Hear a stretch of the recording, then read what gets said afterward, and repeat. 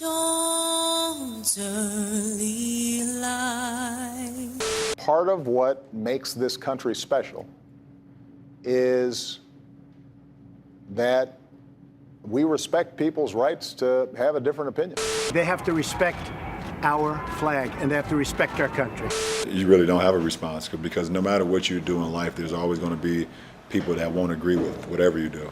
All this stuff is great to talk about, but we need police reform, we need education reform, we need prison reform. That's what I would have. Just wearing stuff on your jersey and shoes. We need to go and vote, meet with some of these politicians. That's the way you get things done. We've had a rule in place for a long time that requires players to stand. It precedes my predecessor, David Stern. I will say, though, I do respect peaceful protest, and we'll see what happens if that's the case. But I understand this is a unique moment in our history.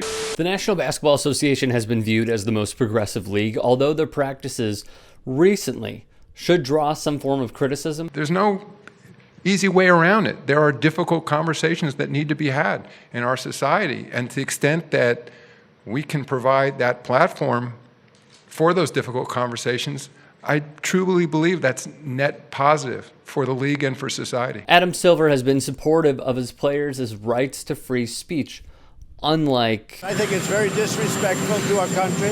I think it's very, very disrespectful to our flag. We believe everyone should stand for the national anthem. They have to respect our flag, and they have to respect our country. It's also important for us to honor our flag and to our country. This guy. But now, of course, as sure as coffee produces bowel movements, player protest produces backlash from the GOP. When the Oklahoma City Thunder took on the Utah Jazz, players from both teams took a knee to protest systemic racism in the United States of America. A gesture so moot that even friend of the show Martellus Bennett tweeted, "Kneeling in 2020 don't hit the same." That's where we introduce this person, Representative Sean Roberts, who took money from Oklahoma Independent Petroleum and has amassed a massive following of 365 followers. After seeing players take a knee, Roberts issued a warning against the Thunder and threatened to re-examine tax benefits that the Thunder received from the state. He describes NBA players kneeling during the national anthem as an anti-patriotic act that shows disrespect to the American flag and all it stands for. Roberts went on to say that Black Lives Matter has ties to Marxism and is trying to destroy nuclear families. Where have I heard this before? Harrison, Arkansas is the most racist town in the United States. Have a little pride in your race, brother. White pride, worldwide. One of them white lives. We matter too. You're a white man.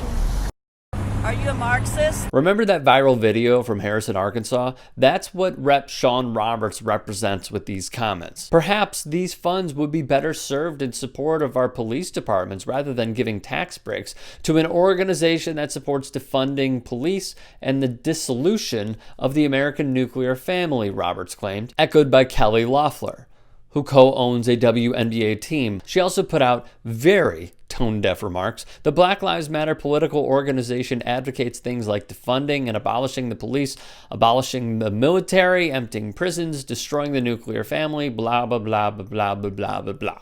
It is the same exact thing. They are just continually going over the same point. Try to keep up. The nuclear family is in reference to one man, one woman, and a few children. The majority of pictures portraying a nuclear family are white.